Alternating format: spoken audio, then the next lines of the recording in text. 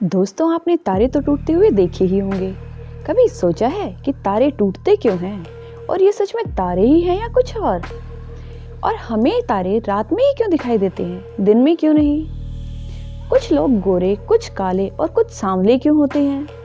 और मिर्च खाते ही हमारे आँख, कान और मुंह में से धुआं क्यों निकलने लगता है? आज ऐसे ही कुछ इंटरेस्टिंग सवालों के जवाब के साथ हम हाजिर हैं आपके सामने, तो लास्ट तक देखते रहिए। चलिए शुरू करते हैं। हमें तारे टूटते हुए क्यों दिखाई देते हैं? दोस्तों, अंतरिक्ष में अनगिनत बड़ी बड़ी रचनाएं उपस्थित हैं जो हमारी अर्थ से अरबों किलोमीटर की दूरी पर हैं, जिन्हें हम स्टार्स या तारों के रूप में देखते हैं। जब ये आउटर स्पेस से हमारे एटमॉस्फेयर में एंटर करते हैं तो हवा की रगड़ से गर्म होकर चमकने लगते हैं। इन्हें उल्काएं या मिटियोर्स भी कहा जाता है। मोस्टली ये मिटियोर्स हमारे वायुमंडल या एटमॉस्फेयर में पूरी तरह जल जाते हैं, लेकिन कुछ बड़े उल्कापिंड अर्थ तक पहुंच जाते हैं, जो कुछ तो जल जाते हैं और कुछ बच जाते हैं। और जब ये गिरते हैं तो अर्थ के अराउंड एटमॉस्फेयर प्रेजेंट होने की वजह से शाइन करते हैं और हमें ऐसा लगता है जैसे तारे टूट रहे हैं। और कुछ लोग तो इन्हें टूटता हुआ देखकर विशेस तक मांगने लग जाते हैं। रात में तो हम आराम से तारे देख सकते हैं, लेकिन हमें दिन में तारे दिखाई क्यों नहीं देते? फ्रेंड्स, इसका रीज़न ये है कि पृथ्वी के चारों ओर काफ़ी डेंस एटमॉस्फेयर है, जो सनरेज को चारों ओर बिखेर देता है, जिससे दिन के समय में आकाश चमकदार हो जाता है और हम तारे देख नहीं पाते।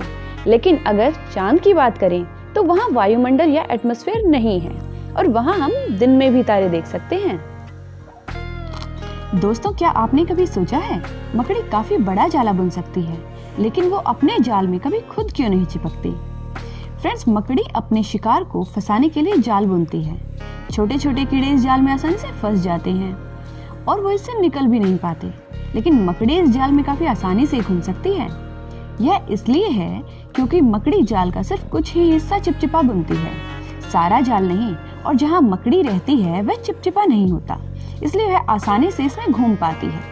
वैसे मकड़ी जाले में फंसने से बचने के लिए एक और प्लान फॉलो करती है।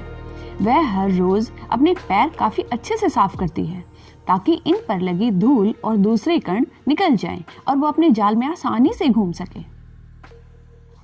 आपने चींटियां तो देखी ही होंगी। क्या आपके मन में कभी ये ख्याल आया कि चींटी एक लाइन में ही कैसे चलती हैं?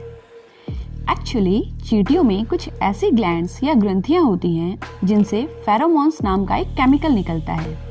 इसी केमिकल के जरिए वो एक दूसरे के कांटेक्ट में भी रहती हैं। चींटियों के पास दो एंटीने होते हैं जिनसे वो सूंघने का काम करती हैं। चींटियों की जो रानी होती है वो फेरोमोन्स छोड़ती है और दूसरी चींटियां अपने एंटीनों से उसे सूंघती हुई अपनी रानी के पीछे चलती हैं।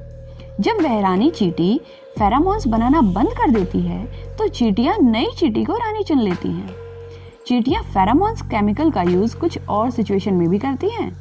जैसे अगर कोई चींटी कुचली जाए तो वो फेरोमोन्स रिलीज करके दूसरी चींटियों को वार्निंग देती है और उन्हें अटैक करने के लिए प्रिपेयर करती है।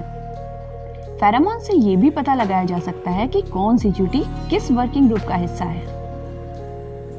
आपने देखा होगा कि जब भी हम आग पर पानी की बौछार करते हैं तो आग बुझ जाती है। पता है क्यों? क्योंकि किसी भी चीज को जलने के लिए सफिशिएंट ऑक्सीजन की जरूरत होती है। जब एक फिक्स अमाउंट में हीट जो किसी भी रिएक्शन को सीरीज में चलाने के लिए आवश्यक हो, ऑक्सीजन के कांटेक्ट में आती है तो आग पैदा हो जाती है। अगर इनमें से कोई एक भी एब्सेंट हो जाए तो आग नहीं जल सकती। अगर एक बार ये रिएक्शन शुरू होकर आग जल जाती है तो जब तक ऑक्सीजन या दहनशील पदार्थ मौजूद रहता है तब तक आग जलती रहती है। जब हम पानी को सफिशिएंट अमाउंट में आग पर डालते हैं तो ईंधन को ऑक्सीजन की सप्लाई होने में रुकावट आने लगती है और इसी वजह से आग बुझ जाती है। एरोप्लेन्स के टायरों में नाइट्रोजन गैस ही क्यों भरी जाती है, ऑक्सीजन क्यों नहीं? आपको पता होगा कि हमारी एयर में 78% तक नाइट्रोजन है, जबकि 21% ऑक्सीजन और दूसरी गैसें हैं। नाइट्रोजन से रबड़ को कोई नुकसान नहीं होता, लेकिन ऑक्सीजन से टायर खराब हो सकता है। ऑक्सीजन से अक्सर टायर की इलास्टिसिटी और मजबूती कम हो जाती है और ऐसे सिचुएशन में ऑक्सीजन रबड़ के कणों पर अटैक करती है और जिसके रिजल्ट के रूप में टायर फटने का खतरा बन जाता है। इसके साथ साथ नाइट्रोजन ऑक्सीजन के कंपैरिजन में कूल और रबर फ्रेंडली होती है। नाइट्रोफिल से टायर का इन्फ्लेशन कम हो जाता है और वह टायर को नॉर्मल रहने में हेल्प करता है। नाइट्रोजन का एक और बेनिफिट ये है कि नाइट्रोजन लंबे टाइम के लिए टायर में रह सकती है, जबकि ऑक्सीजन काफी जल्दी बाहर निकल जाती है।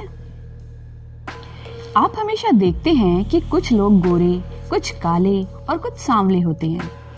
एक्चुअल में हमारे आसपास मौजूद सभी लोगों का व्यवहार, रंग रूप, आवाज एक दूसरे से अलग होती है।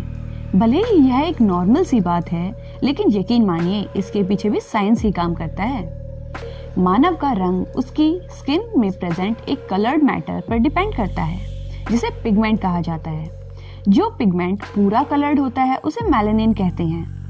एक्चुअल में सनलाइट की प्रेजेंस में हमारी बॉडी के टिश्यूज ज्यादा मेलानिन प्रोड्यूस करते हैं। ऐसा सनलाइट में प्रेजेंट अल्ट्रावायलेट रेज की वजह से होता है।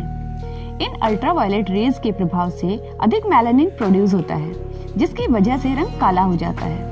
यही रीजन है कि गर्म प्रदेशों में रहने वाले लोगों की स्किन का रंग अधिक मेलानिन होने के कारण काला होता है, जबकि ठंडे एरियाज में स्किन का रंग गोरा होता है, बिकॉज ठंडे एरियाज में मेलानिन कम अमाउंट में प्रोड्यूस होता है। क्या आपने कभी सोचा है मिर्च खाने पर मुंह में जलन क्यों होती है? दोस्तों, मिर्च खाते ही हमारे आंख, नाक, कान, मुंह सब में से धुआं निकलने लगता है। पता है क्यों? इसका रीजन मिर्च में प्रेजेंट एक कैप्साइसिन नाम का केमिकल है। जब ये केमिकल हमारी जीभ में प्रेजेंट सेल्स के साथ रिएक्शन करता है तो जलन पैदा होती है।